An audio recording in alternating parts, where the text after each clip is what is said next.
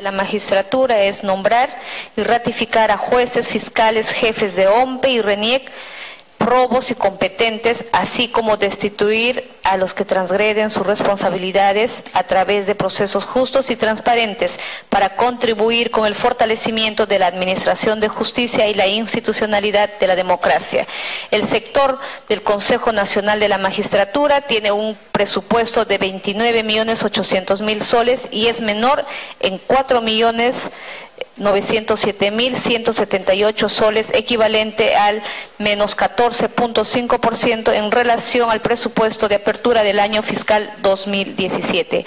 Ya contando con la presencia del doctor Guido Águila, le invitamos a que pueda sustentar su proyecto de presupuesto para el año fiscal 2018. Puede hacer uso de la palabra, doctor Guido del Águila, también saludando al equipo que lo acompaña. Muchísimas gracias, presidenta, y un cordial saludo a usted y a cada uno de los congresistas de la comisión. Siempre resulta grato estar aquí y saludarlos, y máxime con esta ocasión del sustento del proyecto de presupuesto del año 2018 para una institución como el Consejo Nacional de la Magistratura que, aunque de una manera periódica, pero ha estado permanentemente en la agenda nacional, sobre todo por el importante papel que le cupe en el sector justicia. Y justamente, si el tema justicia es un tema tan sensible, el tema justicia es un tema que siempre genera debate, el que tengamos un presupuesto idóneo, adecuado, es lo que hemos buscado y lo que pretendemos el día de hoy exponer.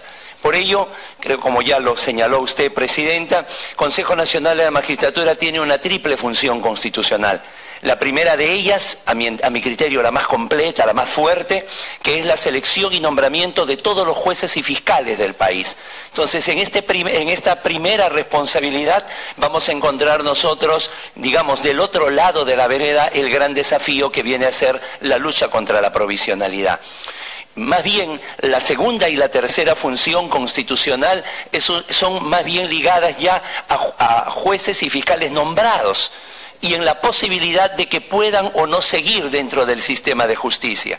Así tenemos el procedimiento de evaluación integral y ratificación que se da cada 7 años, y también el procedimiento disciplinario de destitución. Sin embargo, mientras el de ratificación es un proceso que inexorablemente pasan todos los jueces y fiscales del país cada septenio, en el ámbito más bien relacionado a la destitución somos dependientes de los que puedan hacer los órganos de control disciplinario de cada una de las instituciones, tanto del Poder Judicial, OCMA, como del Ministerio Público, OSI. En ese sentido, muchas veces la ciudadanía cree de que los responsables de la sanción de algún juez o fiscal en algún punto del mapa peruano le compete esa responsabilidad al Consejo Nacional de la Magistratura, y no es así. Nosotros solamente recibimos los pedidos de destitución, de tal manera que todas las denuncias y las sanciones menores, amonestación, multa, suspensión, nunca ingresa al Consejo Nacional de la Magistratura. Esto es propio de los órganos de control disciplinario. De tal forma que allí encontramos nosotros las tres funciones constitucionales. Como se puede apreciar, señores congresistas, estas funciones constitucionales nos llenan a nosotros de una responsabilidad mayúscula, una responsabilidad que hemos sido los primeros en que desde que asumimos la presidencia el pasado 10 de noviembre del año 2015, hemos analizado por qué el Consejo Nacional de la Magistratura no tiene, digamos, el relieve o no tiene la consideración ciudadana que debiera tenerlo. Por ello, hemos sido la primera institución, creo que hasta ahora la única, en presentar su propio proyecto de reforma constitucional, con la autoridad que nos da el conocernos, con la autoridad que nos da la mirada hacia adentro, con la autoridad que nos da que nosotros conocemos el día a día de esta institución. Por ello, además del ámbito de las funciones, en el lineamiento político establecemos una serie de metas a alcanzar, ¿no? La primera de ellas es reducir en un 80% el ámbito de la provisionalidad. Luego ya vamos a comentar por qué no el 100%. Hemos estado escuchando atentamente a nuestros predecesores y uno de esos puntos, por ejemplo, el hecho de que haya jueces y fiscales también que pertenezcan al jurado electoral especial, tiene que ver directamente con esta provisionalidad. Como podemos ver, ahí encontramos, por ejemplo, un tema transversal, un tema que no permite al órgano que selecciona y nombra a todos los jueces y fiscales del país, le permite aspirar a un 100% de nombramiento. Por otro lado, también estamos con el firme propósito de poder realizar los nombramientos en el Ministerio Público. Cuando veamos las cifras, vamos a encontrar nosotros una asimetría muy notoria entre los nombramientos de los jueces y los nombramientos de los fiscales. Durante 18 meses, el Ministerio Público nos ha pedido que detengamos el nombramiento de fiscales por la falta de presupuesto, porque solamente tienen para el pago de lo principal y no del segundo rubro, que es los viáticos. Cuando tenemos nosotros el decreto legislativo 30077, que es la ley de la lucha contra la criminalidad organizada, que lo que requeriría sería fiscales que tuvieran la certeza, que tuvieran la seguridad de su inamovilidad, que tuvieran esa tranquilidad laboral para poder realizar un mejor trabajo en las investigaciones. El Consejo Nacional de la Magistratura también es un órgano constitucional autónomo, pero que no es descentralizado, de tal manera que la única sede que tenemos es aquí, en Lima. Por ello, dentro de los 23 meses que tenemos a nuestro cargo ya el CNM, hemos realizado la visita a los 33 distritos judiciales y fiscales del país. Esto evidentemente requiere también de un presupuesto, porque al no tener nosotros oficinas de enlace, ¿cómo puede la institución calificar a un juez, digamos, de Madre de Dios, o calificar, digamos, a un fiscal de Amazonas si es que no conoce su realidad? No solamente somos un país multiétnico, multicultural, sino que además la propia idiosincrasia hace que la incidencia de delitos o de demandas sean distintas en cada uno de los distritos judiciales y distritos fiscales. Es más, también nosotros hemos podido notar que hay lugares como el Distrito Judicial de Puno, donde una viene a ser la realidad de Juliaca y otra la realidad de Puno mismo.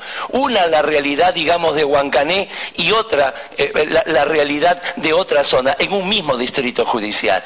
O en aquellos distritos fiscales donde hay una transversalidad, donde, por ejemplo, una cosa es la realidad judicial de Trujillo y otra la de Huamachuco, perteneciendo al mismo Departamento de la Libertad. Ni qué decir de Moquegua, que una realidad es la de Hilo y otra la de la propia capital. Entonces, en ese esfuerzo estamos. Ya hemos llegado a todas las cortes y fiscalías del país, pero falta llegar a las descentralizadas.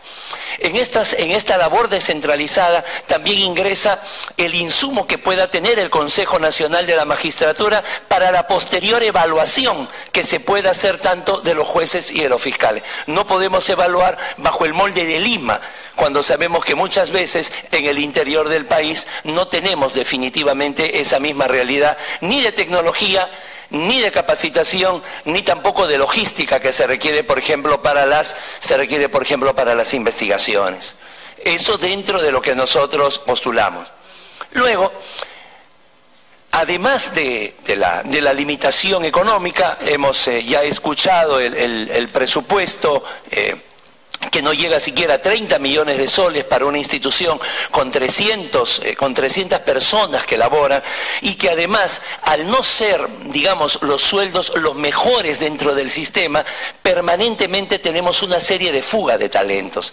Las instituciones que nos han precedido el día de hoy, Defensoría del Pueblo, Poder Judicial, Jurado Nacional de Elecciones, por ejemplo, son las instituciones que captan a nuestro personal, un personal que muchas veces ya recibió la capacitación y que ya tomó el expertise de una performance, tiene que irse evidentemente por mejoras económicas, ¿no?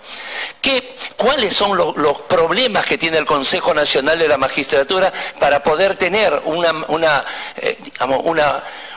mejor aceptación, una mejor performance. La primera de ellas, el alto nivel de provisionalidad de jueces y fiscales. Una provisionalidad que ni siquiera es estática, no podemos dar una cifra cierta, porque puede ser, como ya se ha dicho hace unos minutos aquí, un juez titular, un fiscal titular, pero cuando pasa al órgano de control interno, deja su puesto a un provisional. O, por ejemplo, cuando es nombrado al jurado electoral especial, también deja su puesto a otro juez que puede ser un juez que asciende, por lo tanto es provisional, un inferior que asciende, o a un supernumerario que es nombrado a discreción por el presidente de cada corte.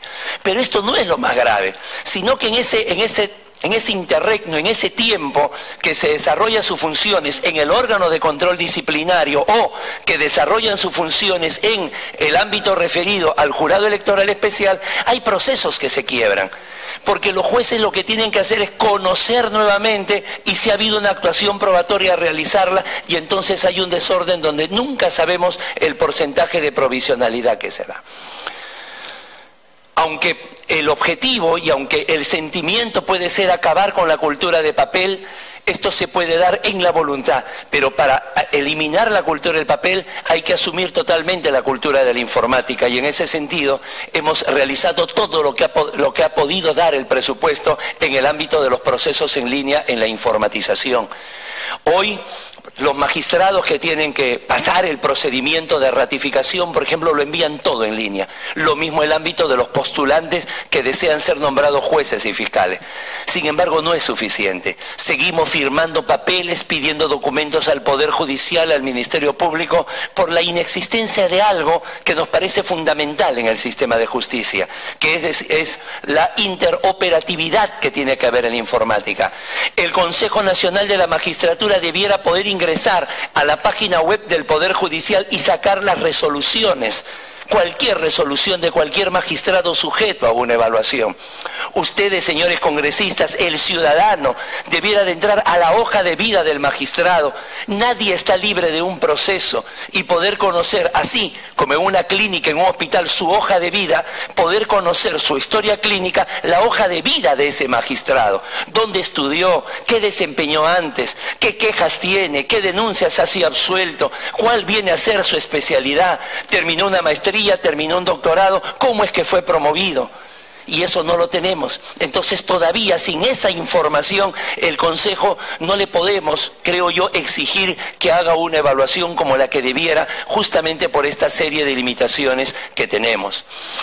Por otro lado, los esfuerzos que se han establecido por la ficha única del magistrado, esto todavía hay una lentitud de parte tanto del Poder Judicial como del Ministerio Público para llenar sus datos en esa suerte de transparencia, de apertura que se tiene.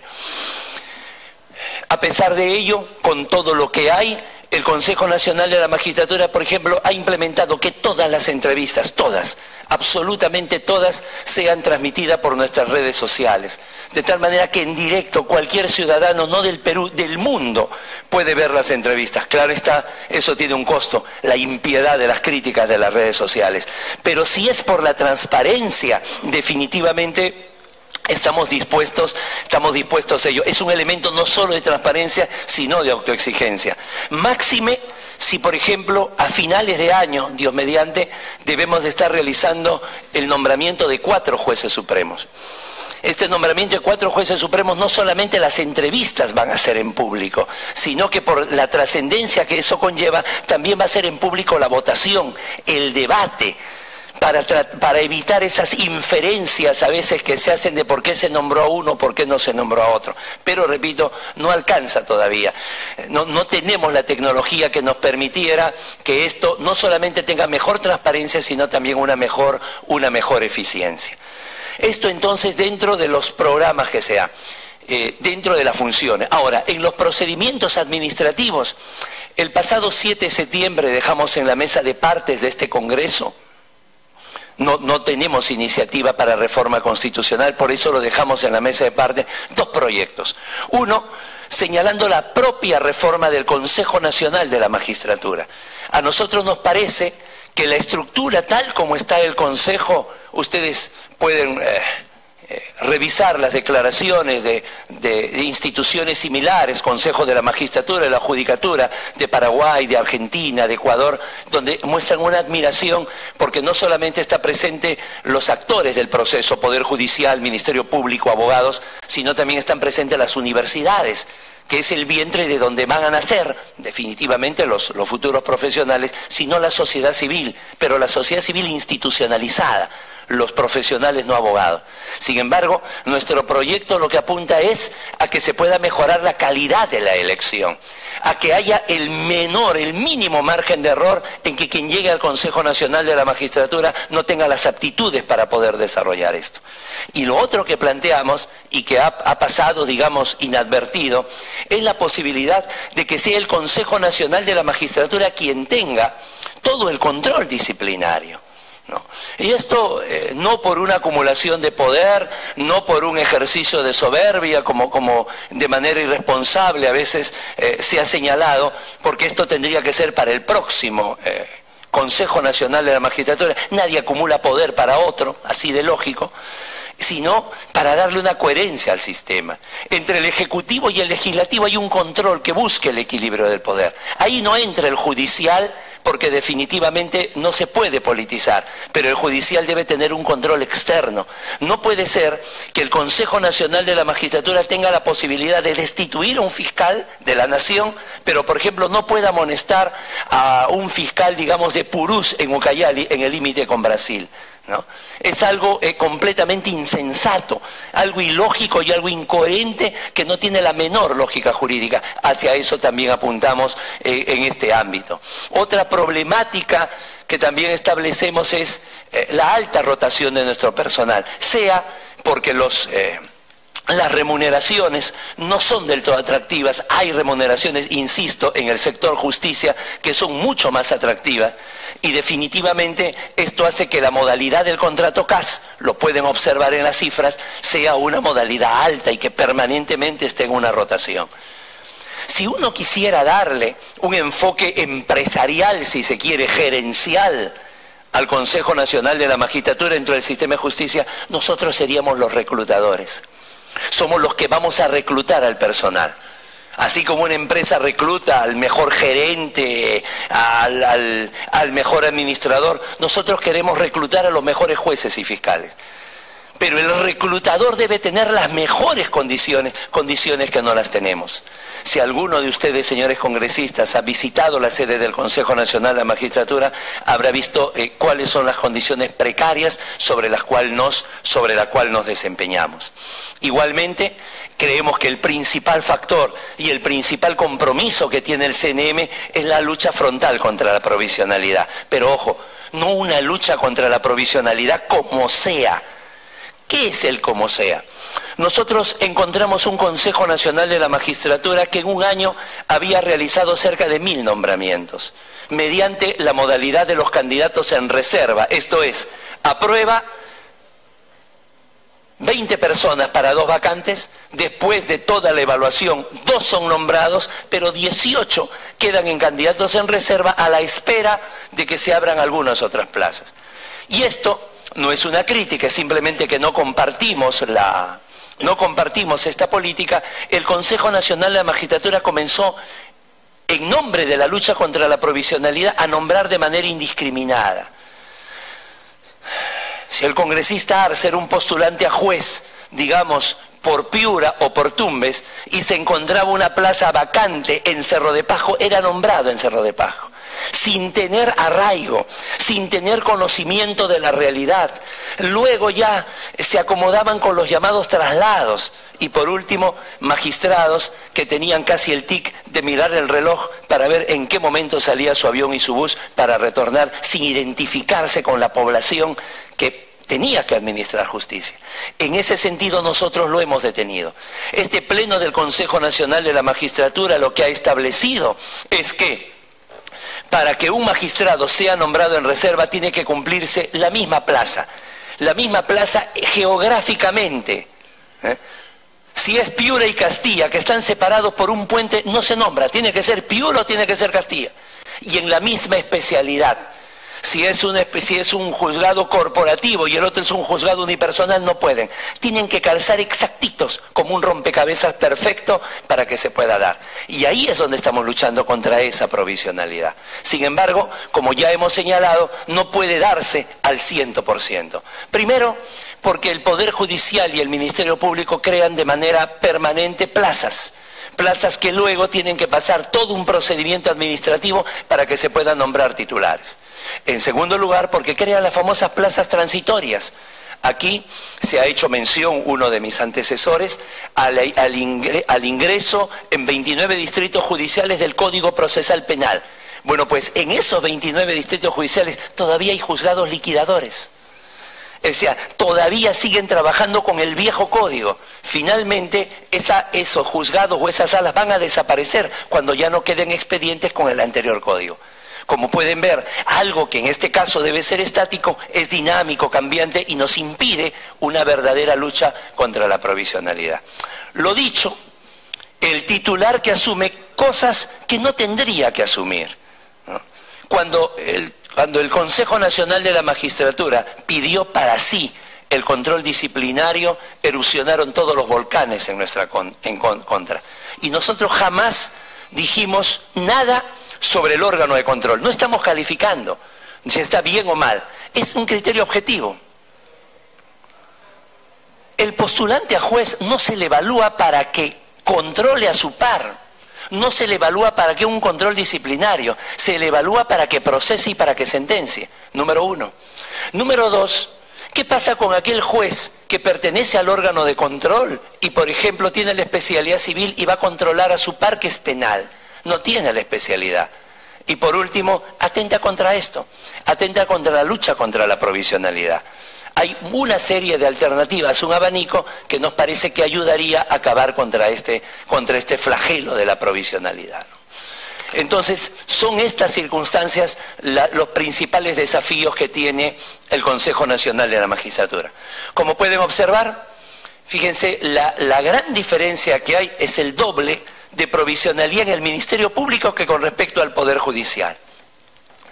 Y esto es gravísimo, porque si estamos enfrentando los temas que conocemos, estos temas transversales, estos temas que conlleva a todos los países de la región que están allí, y se inician en el Ministerio Público, y el Ministerio Público, 1 de cada 5 fiscales es provisional. Y en el Poder Judicial se reduce a la mitad. Un total de 16.82%, ojo, sobre una primera provisionalidad que es la que conocemos. La provisionalidad cambiante, esa nunca se va a determinar de tal manera que la cifra con ello crece. Ahí se puede apreciar gráficamente de una forma, creo, mejor. De una manera muy sucinta, entiendo la larga jornada que han tenido, paso a señalar cada uno de las funciones constitucionales, cómo se ha ido desempeñando. Aquí es donde quisiera que se observe. El año 2016 se nombraron 264 magistrados, 253 jueces y solamente 11 fiscales. De tal manera que eso es muy grave, dado a que todos los problemas conocidos de corrupción comienzan en el ámbito del Ministerio Público, ¿no? De tal manera que ya hemos tenido, creo, en el Consejo Nacional de Magistratura la comprensión, hemos tenido la interrelación con el Ministerio Público y para el próximo 19 de noviembre hemos convocado a 500 plazas de fiscales. De tal manera que allí tenemos ya un paso adelante para cumplir con esto, que todavía es una deuda pendiente, el avance en la lucha contra la provisionalidad en el Ministerio Público. Asimismo, también es importante saber, y ahí ustedes lo reciben en el cuadro, cuáles son los lugares, porque una cosa es hablar a nivel macro, pero hay distritos judiciales y fiscales donde pueden llegar a un 70 u 80% de provisionalidad. Y sabemos que no es la misma lectura que se hace a nivel político, ¿no? Hablo del mapa político del Perú, del mapa económico, con la lectura que se hace judicial. Puede ser un departamento con una serie de carencias, pero que encierra una mina, está ligado a la ruta de la droga y por lo tanto su importancia judicial es totalmente distinta a la que aparentemente tiene el ciudadano. Entonces los nombramientos no pueden hacerse solamente en los lugares que tienen una mayor demografía. Asimismo, ¿no?, los nombramientos se dan desde el juez de paz letrado, a quien se le otorga el título, hasta el ámbito de los jueces supremos. Con respecto a los jueces supremos hay una paradoja muy grande, ¿no? Resulta que son, y que también forma parte de la lucha contra la provisionalidad, son 20 jueces supremos, pero 3 de ellos están asignados al Consejo Ejecutivo del Poder Judicial. Por lo tanto, no hacen una labor jurisdiccional, incluyendo el presidente. Y hay uno que es destacado, el doctor Ticona, al Jurado Nacional de Elecciones. De tal manera que solamente tenemos 16 jueces supremos titulares.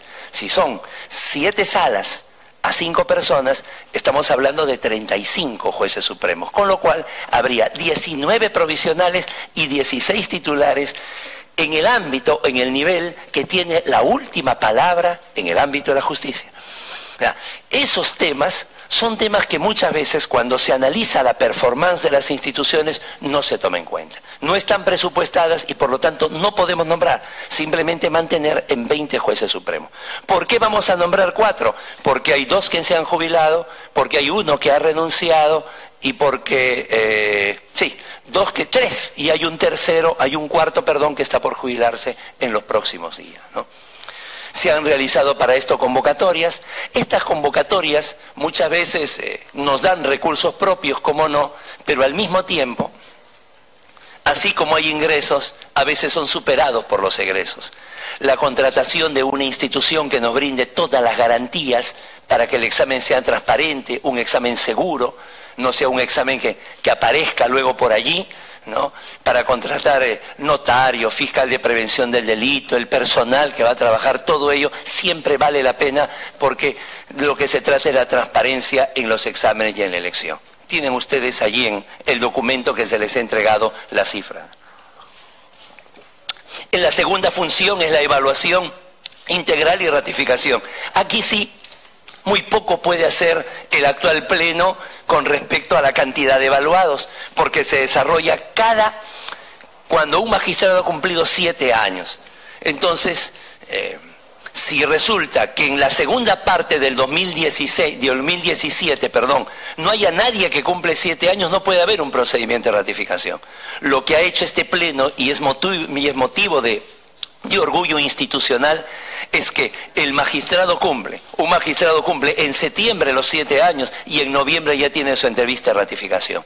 Atrás quedaron aquellos tiempos que podían pasar 9, 10 años para que un magistrado sea ratificado, ¿no?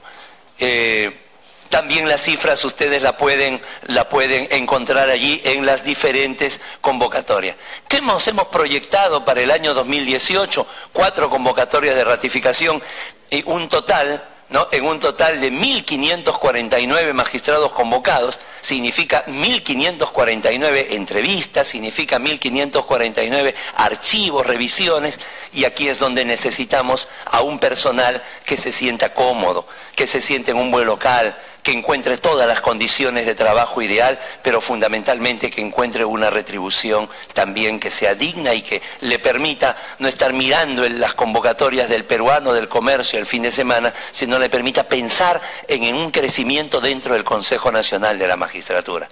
Hay harto trabajo para el año 2018. El otro ámbito es el de los procesos disciplinarios. Insisto, aquí nosotros no conocemos el caso sino hasta que hay un pedido de destitución. Y muchas veces el pedido de destitución no lo encontramos que esté fundamentado. Es un pedido de destitución que nos parece desproporcionado, así es que generalmente la media es que de 5 pedidos de destitución solamente destituimos 4. Consideramos que hay uno que es injusto. Y muchas veces a esto obedece que se dice, hemos pedido la destitución de 25 jueces al Consejo, y piensan que somos una mesa de partes, que como pidieron hay que hacerlo. No es así, ¿no? Se le escucha, se le evalúa, su doble instancia, el respeto al debido procedimiento administrativo, ¿no? Que eso también determina, y fíjense ustedes, ¿no? Las cifras. En el año 2016 hemos tenido 37 destituciones, 26 jueces y 11 fiscales, ¿no? Insisto, esto puede dejar la sensación de que muchas veces, son muy pocos, se debiera destituir más. Esto, insisto, nosotros recibimos los pedidos de destitución antes, podemos hacer poco y nada, ¿no? También el número de las denuncias, el tema que se ha visto, y para el año 2018 hay una proyección de actividades que nos permite también proyectarnos en el ámbito del presupuesto. El Estado peruano ha tenido, con respecto al Consejo Nacional de la Magistratura, una vieja deuda, un local institucional. Actualmente tenemos 3 locales arrendados, lo cual no solamente son locales, uno de ellos está encima de un casino, por ejemplo, en Miraflores, no solamente no son locales, claro, el solo hecho de estar separados origina un gasto de incomunicación o un gasto de traslado, ¿no? Sino que además no son adecuados, no están listos, no están preparados para los espacios que necesitamos nosotros. En ese sentido, ya hace algunos años se ha dado el proyecto de la construcción de este local institucional, un local institucional que se está ahí en la sede de San Isidro, en Paseo de la República 3285, el viejo local se derribó y inicialmente se pensó un local de 12 pisos, pero como seguramente muchos de acá conocen, la Municipalidad de San Isidro tiene parámetros muy particulares para la construcción. Eso ha hecho de que los espacios, la construcción en cada piso sea menor, a un estilo casi piramidal. Y por el tema de los espacios que se requieren, estamos pidiendo un presupuesto adicional para poder realizar 3 pisos más. De tal manera que esto tendría la concentración que se requiere para poder desarrollar el trabajo, ¿no? Ahí está ¿Podemos retroceder, por favor? Ahí está la obra como está actualmente, los sótanos, que es donde cuando va cualquiera de ustedes, señores congresistas, generalmente no encuentra un espacio donde estacionarse, están los 5 sótanos, están los 12 pisos, ahí ligeramente se nota lo piramidal, que digo, cada vez el piso de arriba es más pequeño que el inferior, y la actual construcción, ¿no? A eso vamos en un desarrollo de un 51%, sin embargo, a partir del día 12, el día 12 de diciembre, vamos a tener ya la inauguración y la puesta en marcha de lo que puede estar. Como todos sabemos, los acabados, el cableado y todo ello requiere de un mayor presupuesto, ¿no? Ahí están nuestras metas institucionales. El año 2020, ¿por qué hasta el año 2020? Porque es ahí donde la gran mayoría del presente pleno concluye su labor, que es optimizar. Yo los invito a que visiten la página web del Consejo Nacional de Magistratura, van a encontrar que hay más noticias que días del año, y me refiero a los 365 días. Si algo le hemos imprimido al Consejo, ha sido este compromiso de las 300 personas. Orgullo por nuestro factor humano, por eso es que venimos en el presupuesto sobre todo a solicitar el ajuste en las remuneraciones y en los recursos para darle. La ejecución presupuestal del año 2016 también la tienen, es aparentemente la cifra final aparece que la ejecución es al 80%, no es así, porque la parte que falta corresponde a la construcción del edificio.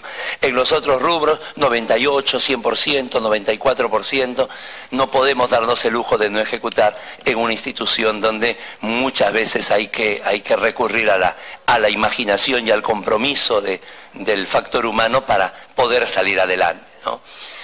Luego también tienen esta misma información, pero ya en gráficos para que pueda ser más entendible, un presupuesto, insisto, relativamente muy pequeño, el fluctuar entre 24 y 29 millones de soles para las responsabilidades que se tienen, ¿no? Y allí está inclusive diferenciado con colores, con cifras, para que puedan determinar el ámbito de cuánto es lo que se ve en personal y obligaciones sociales, pensiones, bienes, servicios. Es importante que hay un tema que muchas veces no aparece, el tema de las indemnizaciones. Hacia comienzos de este siglo, hacia los primeros años de la década pasada, el Consejo Nacional de la Magistratura realizó algunas ratificaciones de manera arbitraria, es decir, sin fundamentar por qué no ratificaba. Y una resolución de la Comisión Interamericana de Derechos Humanos obligó no solamente a volverles a tomar una ratificación ahora regular, sino que aquellos que consideraban pudieran pedir una indemnización. Y el Consejo no lo hacía per se. Esto era un precedente vinculante del Tribunal Constitucional. Sin embargo, la indemnización la asumimos completamente solos hasta el día de hoy. Allí también se va una parte importante de nuestro presupuesto, pero entendemos que las resoluciones están para cumplirse y así lo hacemos.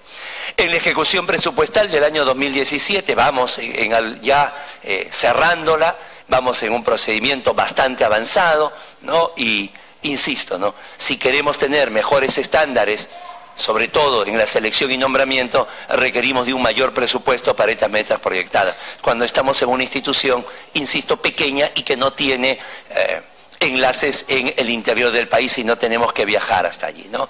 La ejecución hasta ahora va en el 61.40%, teniendo en cuenta que es en esta última parte del año donde se van a concentrar las principales actividades. Estos últimos 80 días el CNM va a tener una intensa actividad, inclusive hasta vísperas de fiestas navideñas. Continuamos, por favor. También está la relación a los presupuestos anteriores, cómo se ha ido moviendo, cómo se ha estructurado esto con nuestro personal administrativo de poder desempeñar nuestra función de la mejor forma, aún en la escasez de presupuesto. También con los cuadros donde se pueden notar algunos picos, y los picos son fundamentalmente por el edificio. Eso le rogaría que hay que darle la lectura porque no es algo que sea cotidiano ni algo que, digamos, pueda determinarse. ¿Cuál viene a ser nuestra demanda global para el año 2018? Ahí lo que tenemos, ¿no? Una asignación de recursos ordinarios ascendiente a 24 millones, una demanda adicional que establecimos de 41 millones. Fíjense cómo queremos hacer crecer a nuestro personal que durante años viene ganando lo mismo, y luego el aumento automático del 2% sencillamente es fagocitado por la inflación y no es posible determinar los bienes y servicios, ¿no? Que tenemos contadas impresoras a color, por ejemplo, para establecer el tema de austeridad, y adquisición de activos no financieros fundamentalmente con el edificio. Nada nos hacemos con el concreto si no tenemos un edificio funcional.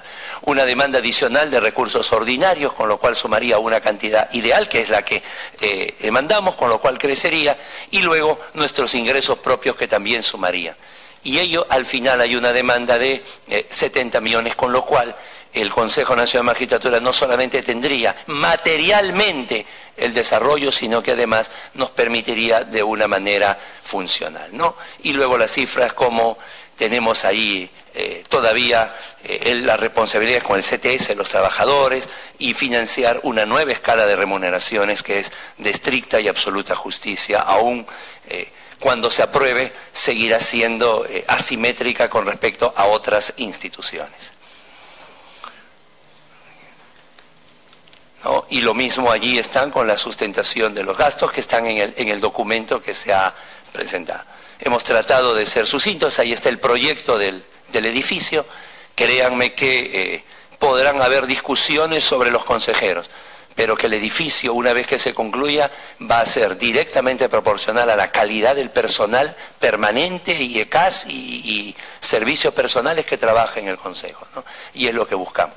Sé que han tenido una jornada bastante larga, agotadora, que hay otros compromisos, por eso hemos tratado de ser sucintos. Señora Presidenta, señor congresista, señores congresistas, les agradecemos. Quedamos de ustedes. Muchas gracias. Bien. Sí, un momentito, por favor. Sí, agradecemos al doctor Guido Águila por haber expuesto su presupuesto para el proyecto de presupuesto para el año fiscal del 2018. En ese sentido, vamos a conceder el uso de la palabra a los colegas congresistas para que puedan hacer la intervención alguna. Tiene la palabra la congresista Carla Schaffer. Gracias, Presidenta. Saludar al doctor Guido Águila. Este tema de los inmuebles, de las propiedades, es reiterativo, ¿no?, en casi todas las instituciones. En estos momentos, ¿cuántos inmuebles ustedes alquilan, ¿no?, para ver más o menos todo el personal que está en cierta manera distribuido en diferentes locales van a ir solamente acá para luego pues ese alquiler que ustedes están pagando es un ahorro para el Estado el día de mañana, ¿no? Entonces, y lo más importante es la calidad del servicio que se puede brindar cuando tú tienes en una sola instalación todo tu equipo, ¿no? Entonces me gustaría saber más o menos, porque esto es un problema reiterativo. Yo represento a la región Piura y tenemos el mismo problema, ¿no? El Estado tiene tantos bienes que realmente conversaba ayer con alguien, no recuerdo, que deberíamos optimizar con el ministro Nieto. Deberíamos ver realmente estos capitales que tiene el Estado y que realmente a veces no se usan de una manera adecuada, ¿no? Y quizás el PCM debería trabajar especialmente todo lo que son los inmuebles del Estado para optimizarlos y hacerlos más eficientes. Gracias, doctor. Luego que terminen con las preguntas los colegas congresistas, le vamos a conceder el uso de la palabra, señor presidente, para que pueda absolver el congresista Richard Arce. Gracias, señora presidenta. Por intermedio suyo, saludar al doctor Águila. Me ha dejado preocupado, parte de su exposición, el asunto de los jueces supremos. En realidad, entiendo de lo que usted ha expuesto, tenemos 17 jueces supremos que son nombrados, o sea, son como alternos, ¿no? Como estaba expresándolo. Mi preocupación es un tema estrictamente presupuestal para poder lograr su nombramiento, para que sean titulares. Eso es muy importante porque entenderá bien que es la última instancia donde se requiere solvencia para impartir justicia. Más aún en un país donde, lamentablemente, la percepción de la población es que el Poder Judicial hay mucha impunidad respecto a la sanción que se debe dar, sobre todo en casos de corrupción. Y yo quisiera también ahí abordar un tema muy importante que me corresponde a mi región. Yo represento a la región Apurímac.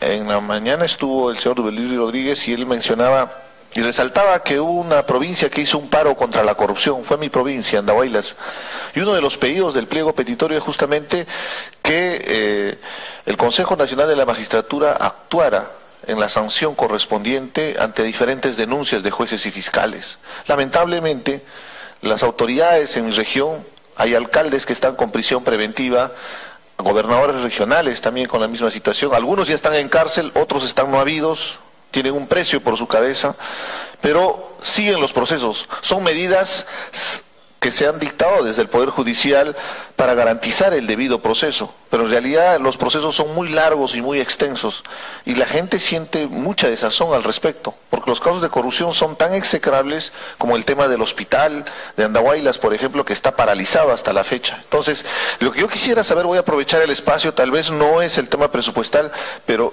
¿qué medidas, qué acciones podríamos tomar para poder actuar desde el Congreso de la República, fortalecer su trabajo? Ha sido muy didáctico su exposición, entiendo ahora cómo es el funcionamiento del Consejo Nacional de la Magistratura, pero es muy distinto hablarle al ciudadano de a pie, explicarle al ciudadano que reclama la sanción ante esas autoridades, porque muchas veces interviene la Contraloría. La Contraloría ayuda a levantar la información para que se hagan las carpetas fiscales, pero de ahí recién viene el proceso judicial.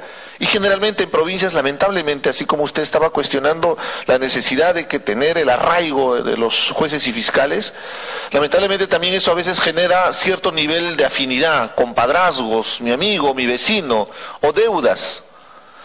Y eso generalmente redunda en la función jurisdiccional que tienen tantos jueces y fiscales. ¿Qué podemos hacer, doctor, para poder, por intermedio de la presidencia, para poder actuar desde el Congreso de la República, la elección sea lo más eficiente, se sancione evidentemente cuando hay esta postergación y estas demoras en la sanción que se requiere y se demanda, justamente porque la población está harta ya de ver casos de corrupción, por ejemplo? Gracias. Gracias, congresista. No habiendo otra intervención, el congresista Clayton tiene la palabra.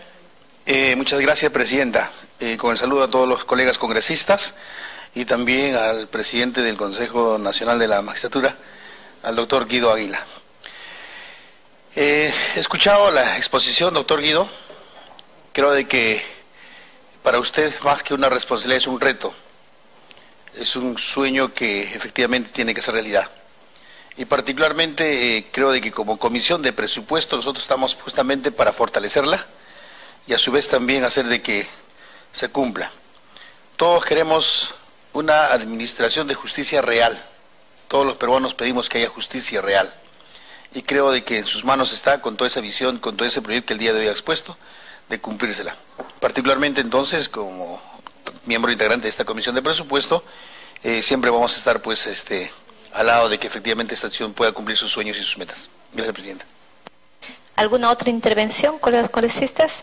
Bien, no habiendo otras interrogantes, efectivamente todos, si bien es cierto lo que nos preocupa para poder tener jueces y fiscales titulares depende del presupuesto, ¿no? Las convocatorias se hacen en base a los presupuestos que pueda asignar el Estado peruano, y mientras no tenemos nosotros jueces titulares y fiscales titulares, posiblemente siempre va a existir esta duda si es por la titularidad o es cuestión de persona. En mi percepción, posiblemente sea cuestión de personas y profesionales, porque ya hemos visto jueces fiscales nombrados, también muchos de ellos han incurrido en actos de corrupción.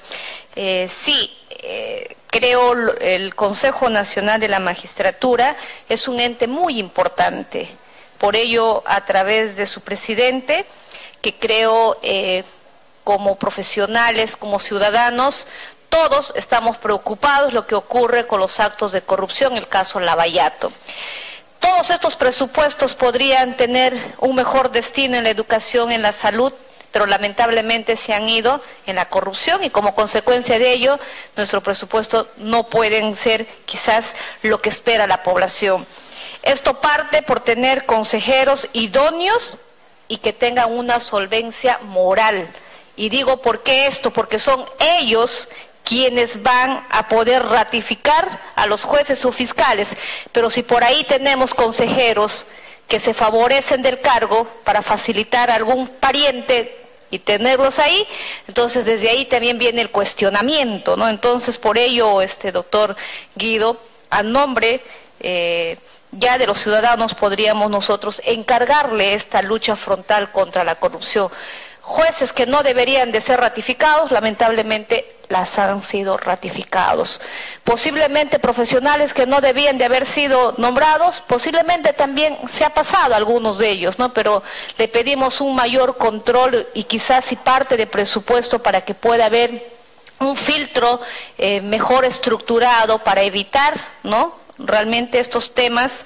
Estaremos nosotros desde la comisión llanos a seguir apoyando si se trata de materia presupuestaria. Sin embargo, vuelvo a incidir, porque si no estamos en que el Ministerio Público y el Poder Judicial dice nosotros aperturamos procesos disciplinarios, pero ya le corresponde al Consejo Nacional de la Magistratura la ratificación o no la ratificación. Entonces, dejemos de que quizás tirarnos la pelota a una institución u otra institución, coordinemos conjuntamente para que podamos realmente separar aquellos malos funcionarios, hablamos malos jueces y fiscales, que estarían malogrando la institución en la cual la población tiene una percepción errada, ¿no?, que a veces no se estaría haciendo justicia como se espera.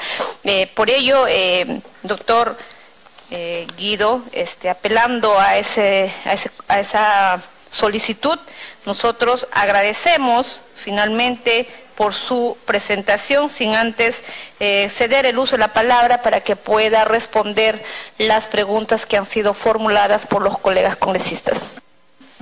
Muchísimas gracias. Disculpe, me había pedido la congresista Marisol Espinosa. Gracias. Bueno, saludar al presidente del Consejo Nacional de la Magistratura, don Guido del Águila, al equipo que le acompaña, y efectivamente creo que uno de los mayores problemas es el tema de la provisionalidad. Entonces usted nos ha delineado más o menos la lucha que está llevando al frente, pero me gustaría saber más o menos en qué porcentaje van en estos momentos. Muchísimas gracias. Gracias, congresista. Ahora sí, podemos conceder el uso de la palabra al presidente del Consejo Nacional de la Magistratura, al doctor Guido Águila. Muchísimas gracias, presidenta. Por su intermedio pasamos a responder las interrogantes, las 5 interrogantes que hemos podido anotar. La primera, con la congresista Carla Scheffer, tenemos actualmente 3 locales alquilados. Uno dedicado exclusivamente para el archivo. Esto desaparecería, solamente papel. Esto desaparecería con una auténtica línea de informatización de todo ello, ¿no? Está contemplado en el proyecto, a través siempre de la presidenta. Luego, hay un segundo lugar, el que comentaba, abajo de un casino en Miraflores, donde estamos los consejeros, ahí tenemos nuestras oficinas, y otro en San Isidro, al lado del local que se está construyendo, donde hay diferentes responsabilidades administrativas. Teniendo la operatividad del nuevo edificio, desaparecería esto y entonces estaríamos todos concentrados con todas las bondades que esto determina, ¿no? Con todas las bondades que esto de ahorro entre recursos y la eficiencia en el servicio. Respecto a la pregunta del congresista Arce, sí, efectivamente, en el ámbito de los supremos es un tema de presupuesto del Poder Judicial. Que ellos determinen que además de la sala civil, penal, constitucional y social, las otras son las salas permanentes. Se sumen a las salas transitorias, se les convierta esa provisionalidad, que son provisionalidad, congresista Arce, de lustros, ya, o sea, en nombre son provisionales, pero realmente son añares las que tienen estas salas, se pueda convertir y entonces ya podamos tener una sala suprema completamente de titulares, sobre todo porque tienen la última palabra en el ámbito de la justicia peruana. Respecto a lo de Apurímac, nosotros conocemos muy bien la región, tanto Abancay como Andahuaylas las hemos podido hacer, somos miembros honorarios del Colegio de Abogados de Apurímac. Se da no solamente esta situación, sino yo me quedo, congresista, con lo que usted finalmente dijo, ¿no? Lo difícil que es llegar a la población y que lo pueda entender. ¿Por qué? Porque hemos recibido desde movimientos vecinales, hemos recibido abogados en nuestro despacho, todos entre Andahuaylas y Abancay, siempre de Apurímac, quejándose de lo que usted ha descrito lamentablemente. ¿Qué es lo que puede hacer el Consejo Nacional de Magistratura? Nada. Nada. ¿Por qué nada respecto a la sanción? Porque cuando no son ni jueces ni fiscales supremos, todo el control de las denuncias, de las conductas disfuncionales, de las irregularidades, queda en los ámbitos del control interno de cada una de las instituciones. ¿Qué es lo que se podría hacer desde el Congreso? Manifestar esta preocupación, reunirse con los titulares de los órganos de control, tanto del Poder Judicial y del Ministerio Público, para que le puedan poner una lupa, una atención especial, tanto a Andahuaylas como a Abancay, para que esto se pueda realizar en general entonces en Apurímac. ¿Qué podemos hacer desde el Consejo? Bueno, represivamente nada. Lo que sí podemos tener en cuenta es que cuando estos magistrados, digamos, en el hipotético caso, congresista Arce, que no sean debidamente sancionados, cuando llegue a su 7º año de ejercicio profesional, viene el procedimiento de ratificación y nosotros sí lo que hacemos es tomar nota de todo ello. Tener una suerte de hoja clínica y ahí nosotros podríamos determinar su no ratificación. Sí. Una pequeña interrupción, la congresista Carla. Sí. Presidenta, no sé si dentro de las evaluaciones, porque siento que como que no tenemos quizás los resultados deseados luego con la gran responsabilidad del nombramiento que tienen ustedes, porque yo creo que acá hay grandes problemas con el sistema de justicia, los actos de corrupción. Dígame, disculpa que le haga esta pregunta a través de usted, presidenta, ¿no se puede, a la vez de la evaluación de esta persona, de su CV que se dé, hacerle una prueba en detector de mentiras? Una persona me lo dijo, es más, la ex ministra en estos momentos, Marisol Perestello, quería utilizar en la parte de registros, me lo comentó, creo que después no lo hizo, fue a dedo. Entonces, utilizar un detector de mentiras en el proceso de evaluación a las personas. Gracias, Presidenta. Con las disculpas. Gracias, congresista. Puede continuar, doctor Guido Águila. Sí, efectivamente. Nosotros lo planteamos en un determinado momento. Sin embargo, no lo hemos implementado. Uno, por el tema de presupuesto. Dos, que esto tiene que ser aprobado en el ámbito del Pleno. Era una propuesta, en su momento lo señalé, personal, como un consejero más. Y en tercer lugar, creo yo que es lo que falta, congresista. Ahí sí coincido. Es decir, yo siempre digo, ¿no? Uno le toma un examen exigente, por eso a veces desaprueba una gran... En la evaluación curricular hemos eliminado la diplomatitis, la cartonitis, esto que venden los informales, los fenicios del derecho. Y llega el momento de la entrevista. No podemos abrirle el pecho, ¿no? Yo recuerdo, o la cabeza, yo recuerdo procedimientos de destitución, donde, no de nombramiento, pero sí de destitución, donde el magistrado decía, oiga, señor, yo ya he renunciado, yo ya estoy fuera de la institución, yo lo único que quiero es limpiar mi nombre porque yo ya estoy dedicado a la abogacía. Y efectivamente no fue destituido, y cuando luego, meses después, hago la visita, seguía de fiscal. O sea, no era que había renunciado, que era solamente por su nombre, sino que era una suerte, si quiere, de estrategia para poder regresar. Eso yo creo que es la gran deuda, ¿no? La gran deuda que se tiene en la selección y nombramiento es que lo que señale o lo que diga el magistrado sea verdad, ¿no? Y en ese ámbito creo yo que es un tema de, congresista Scheffer, que hay que ponerlo sobre el debate para que esto pueda determinarse, para reducir el margen de error que tenemos. Así es.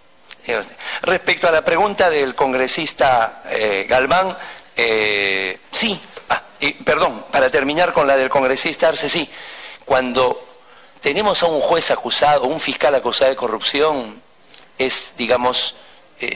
país debe estar de luto, porque son los magistrados la última garantía justamente contra la corrupción que se da en otros niveles. Y allí el Consejo Nacional de la Magistratura no gira la mirada o silba mirando el techo, asume su cuota de responsabilidad, y esto quiero empalmar con lo preguntado por el congresista Galván. Sí, es un reto. A veces cuando nosotros nos dicen por qué no hay una coincidencia total entre el Poder Judicial, el Ministerio Público y el Consejo Nacional de la Magistratura, pues es que tenemos naturaleza distinta. Nosotros solamente estamos en el cargo 5 años. Luego volvemos a nuestras actividades, no hay posibilidad de reelección ni nada que se le parezca. En cambio, el juez y el fiscal están hasta los 70. Entonces las visiones son distintas y muchas veces es allí donde surgen estos quiebres que sean. Sí, congresista Galván, es un reto más que cualquier otra cosa. Quiero recoger también lo que señaló la presidenta, ¿no? La necesidad de consejeros idóneos. Nosotros, insisto, ¿no? Ya hemos presentado un proyecto en el cual nosotros creemos en la universalidad de la elección, ¿no? Fíjense que actualmente, de los 7 consejeros, solo el representante de los abogados, puede sonar mal que lo diga yo, pero el representante de los abogados es elegido por todo el universo abogadil, 120.000 abogados. En cambio, en los otros colegios profesionales son elegidos por delegados, y en los otros son elegidos por los rectores o son elegidos por la Corte Suprema. Nosotros apostamos por la universalidad en la elección. Las voces contrarias nos dicen, no, eso va a politizar la elección. No creemos. Cada uno de nosotros sabe en nuestras instituciones quién es quién ejerce un liderazgo. Entonces, esto está en manos del Congreso, el tema de que se apruebe esta reforma del Consejo Nacional de Magistratura. Ojalá se pueda hacer este año, al menos la aprobación en la primera legislatura. Sería interesante que dejar como legado el que participamos de esta transformación para bien del Consejo Nacional de Magistratura. Y en el caso, para concluir, de la pregunta de la congresista Espinosa, la provisionalidad llega en un promedio actualmente al 16%, 20% en el Ministerio Público y 10% en el Poder Judicial. Pero, congresista, la cifra puede ser mayor, porque esta es la que tenemos en la foto estática, y no. se crean salas permanentes, van al jurado electoral especial, y hay todo un movimiento y una dinámica que, aunque parezca increíble, no podemos determinar con una cifra exacta la provisionalidad, pero en la parte estática está por 20%. Gracias a ustedes, señora presidenta, cada uno de los congresistas, muchísimas gracias por su paciencia, por estar aquí presentes, por darle sentido a esta presentación. Muchas gracias. Gracias, doctor Guido Águila, presidente del Consejo Nacional de la Magistratura. Colegas congresistas, quiero nuevamente invitarles, aunque esto ya se ha hecho la invitación formalmente a cada uno de los despachos, a la segunda sesión descentralizada en la ciudad del Cusco, el día viernes 6 de octubre a las 10 de la mañana, lugar en el Teatro Municipal del Cusco, donde van a sustentar sus presupuestos para el año fiscal 2018 los gobernadores regionales del Cusco, Apurímac, Huancavelica, Arequipa, Madre de Dios. Así es que quedan cordialmente invitados todos los colegas congresistas, y me queda más que agradecer la presencia al doctor Guido Águila Grados, titular del Consejo Nacional de la Magistratura, por su gentil concurrencia a esta Comisión de Presupuesto y Cuenta General de la República. En ese sentido, los colegas congresistas han escuchado sus propuestas, y en el momento del debate estaremos tomando la decisión de poder apoyar en lo que respecta a nuestra competencia. Suspendemos brevemente la sesión para poder despedir a nuestro invitado. Muchísimas gracias.